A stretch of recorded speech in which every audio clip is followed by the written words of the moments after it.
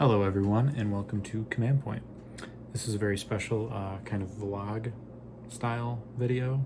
This is just Shane talking. I guess you don't really know that because it's usually just our voices that you're hearing.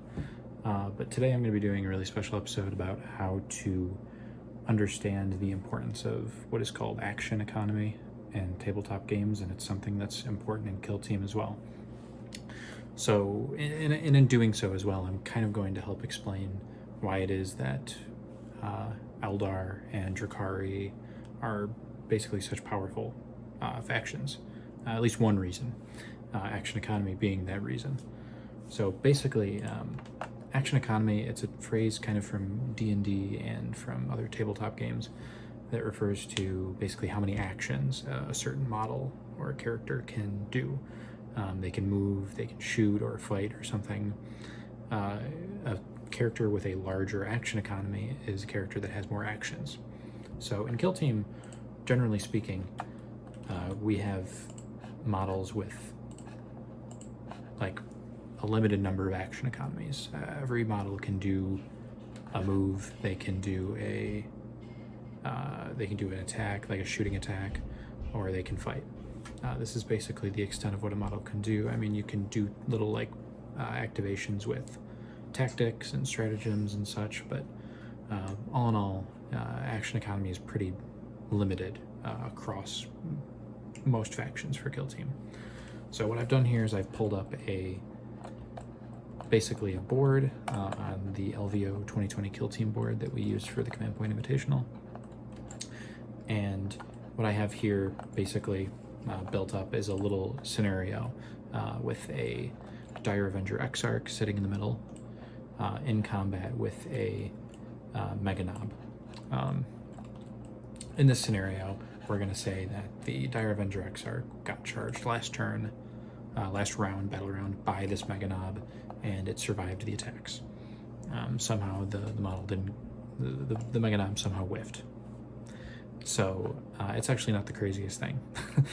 We're going to say it's the fourth battle round, and the Orc player in this scenario has revealed basically two of their secondaries, and there's one that they have not yet revealed. The Asuryani player in this instance is anticipating that last secondary objective is Steadfast. Steadfast, and I'll show you what that one is. I'll pull it up on the screen if I can find it here. And it's right at the top.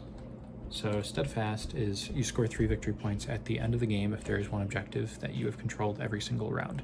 So in this scenario, we're going into the last round. The Asuryani player knows that Steadfast is a pretty common secondary objective, and this Orc player has been sitting on this objective all game.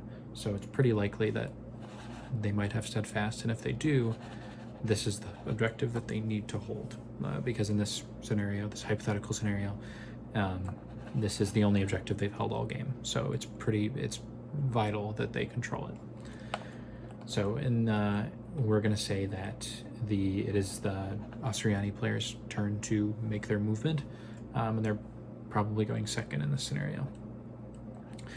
So Eldar have a bunch of tactics that they can basically utilize to kind of expand their action economy, and this is something that I guess doesn't sound that crazy the first time you read it, but when put into practice, it's actually a really powerful tool. So the Asuryani player declares that they're going to use Feigned Retreat, and Feigned Retreat is a tactic that allows an Eldar model to fall back out of combat. So the Dire Avenger is going to fall back out of combat here, and they can fall back their full movement, which is 7 inches. So there's 3, 4, 5, 6, 7. So they're going to go right about there. And when they use Feigned Retreat, they can shoot after falling back. This is going to be important. So we let's say that's the last move of the movement phase, and we go into the shooting phase, and it's the Eldar's turn to shoot. So they select the Dire Avenger Exarch to shoot at this boy right here.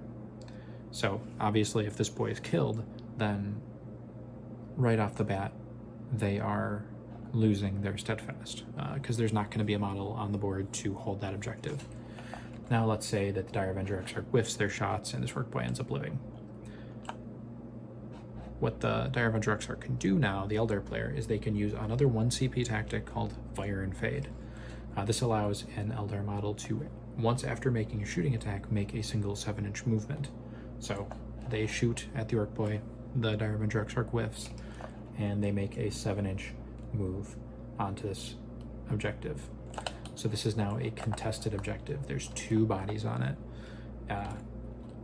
Basically, the Orc player no longer holds this objective. There's really nothing that they can do to stop other than maybe this one Orc Boy can get a shooting attack kill on Dire Avenger Exarch, which is a pretty unlikely scenario. But they now contest this objective, and a model that was at the very beginning of the phase, or the battle round rather, stuck in combat right here, was able to leave combat, make a shooting attack after falling back, and then making another move onto the objective. That is basically as good as action economy gets in Kill Team. So,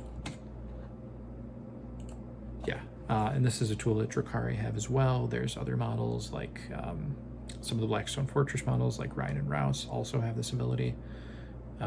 Yeah, it's extremely effective. And I think understanding the concept of action economy is pretty important when getting into competitive Kill Team, and I think just in competitive tabletop gaming in general. So yeah, this was a short one, but thank you guys for tuning in. Don't forget to subscribe, like, all that shenanigans, follow us on Discord, and yeah, have a good day.